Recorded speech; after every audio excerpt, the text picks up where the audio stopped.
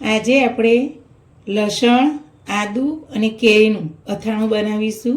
એના માટે મેં 300 ગ્રામ જેવું લસણ ફોલેલું લીધું છે, આદું લીધું છે 250 ગ્રામ અને 250 ગ્રામ આપણે કાચી કેરી આ રીતના લીધી છે. હવે આપણે લસણ તો ફોલી અને રાખ્યું છે. હવે આપણે આદું આ રીતના છોલી દેવાનું બધું જ.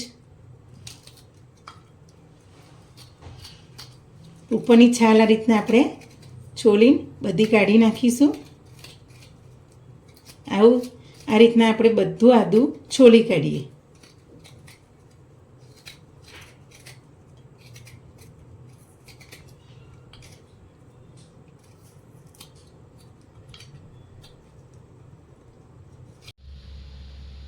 આપણે આદુને છોલી અને સરસ આ રીતના નાના ટુકડા કરી દીધા.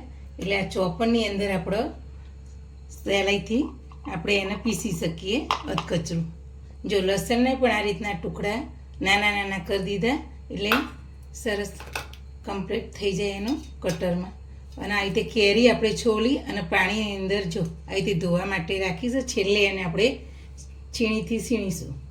હવે આપણે લસણ આ રીતના થોડું થોડું લઈ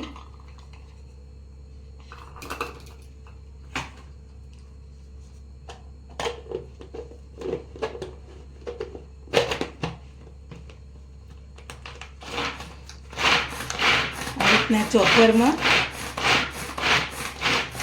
થોડું પીસી કાઢવાનું. બહુ હાવ ઝીણું નહીં અને બહુ મોટું નહીં, એ રીતના પીસવાનું.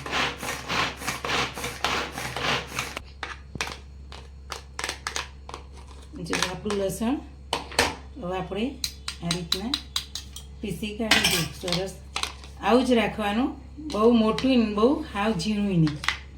આપણું લસણ સરસ આ રીતના પીસાઈ ગયું. હવે આપણે આદું આ રીતના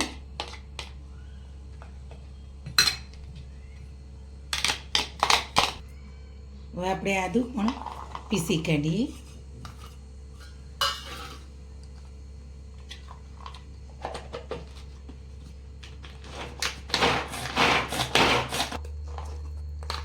જો આદું પણ આપણું સરસ પીસાઈ ગયું. હવે આપણે બાઉલમાં કાઢી લઈએ. જો આદું પણ આ રીતના આપણે પીસી લીધું.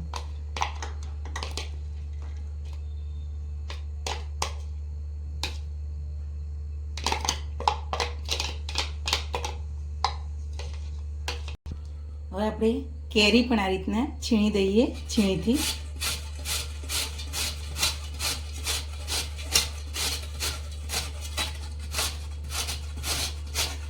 જો આ રીતના આપણે છીણી દેવાની. હવે આપણે જો કેરી છીણાઈ જઈ. હવે આપણે લસણ અને આદુને એવું શેકી કાઢીએ. ચાલો હવે આપણે આ રીતે કઢાઈ જાડા તળિયાવાળી લીધી. ગેસ ચાલુ કર્યો. હવે તેલ ગરમ થાય એટલે આપણે પહેલાં લસણ શેકી કાઢીએ. હવે આપણે તેલ ગરમ થઈ ગયું. એની અંદર આપણે આ લસણ નાખી દઈએ.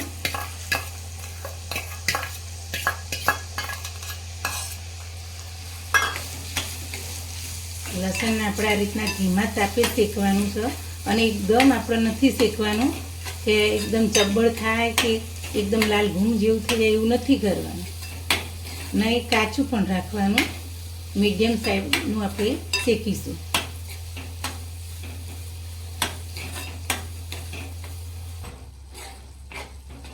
જો આપણું લસણ હવે સરસ શેકાઈ ગયું.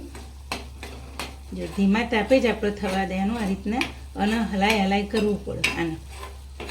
જો હલાવવાનું આપણે બંધ કરીએ તો નીચે કઢાઈમાં ચોંટી જાય. એના માટે આપણે સતત હલાવતું રહેવાનું.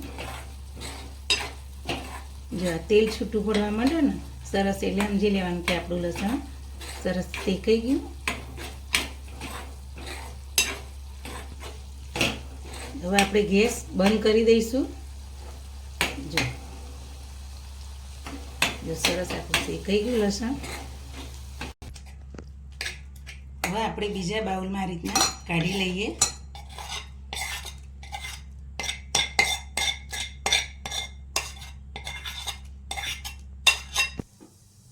આપણે જે કઢાઈની અંદર લસણ શેક્યું એ જ કઢાઈમાં બીજું તેલ લઈને અને આપણે હવે ગરમ કરીને હવે આદું પણ નાખીએ અને આદું પણ શેકી લઈએ એ રીતના જ.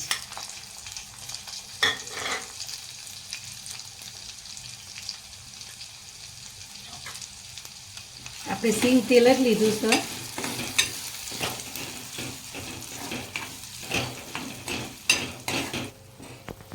હવે જો આપણું આદું પણ સરસ શેકાઈ ગયું.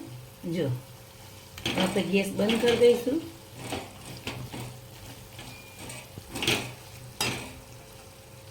હવે આપણે શેકેલું લસણ પણ અંદર નાખી દઈશું.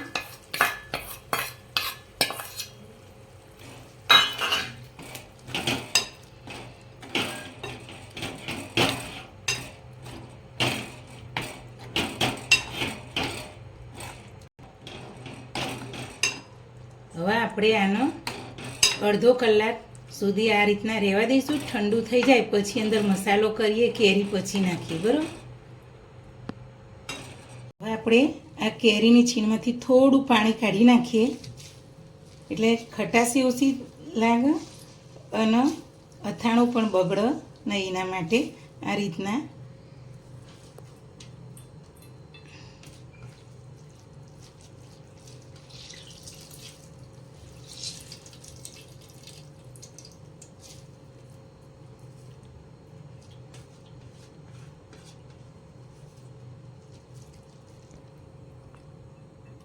જો આ રીતના આપણે સાધારણ હાથથી દબાઈ દીધું એટલે આ રીતના પાણી આટલું નીકળી ગયું.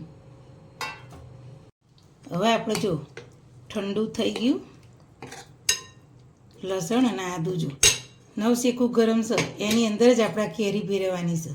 આપણે 300 ગ્રામ જેવું લસણ લીધું હતું પણ અડધું આપણે રહેવા દીધું હતું 50 ગ્રામ જેવું.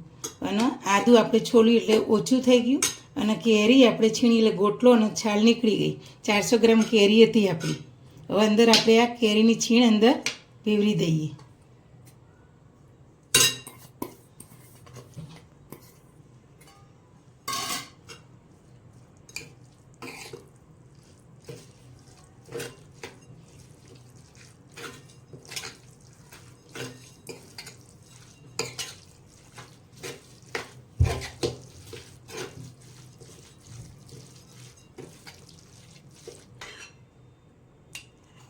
હવે આપણે આ ખાટા અથાણાનો મસાલો આપણે ઘરે જ બનાવેલો છે એ આપણે અંદર નાખવાનો.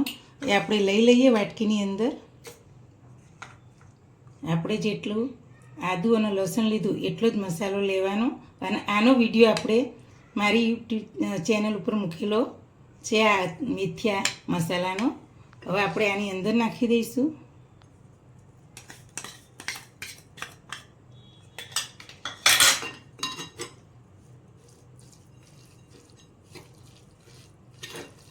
હવે બધું મિક્સ કરી દઈશું. હવે આપણે એક વાટકી મોટી તેલ ગરમ કરીને ઠંડુ થવા દીધું. એ હવે આપણે અથાણાની અંદર રેડી દઈશું.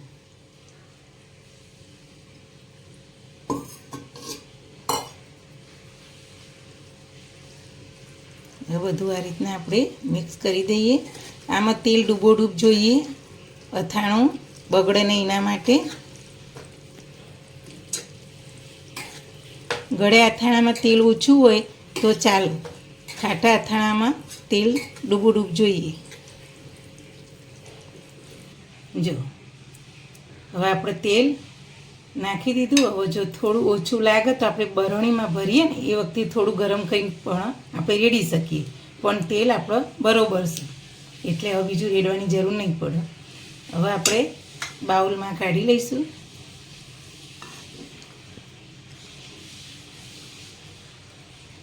આ અથાણું સ્વાદને પણ સરસ તૈયાર થાય છે.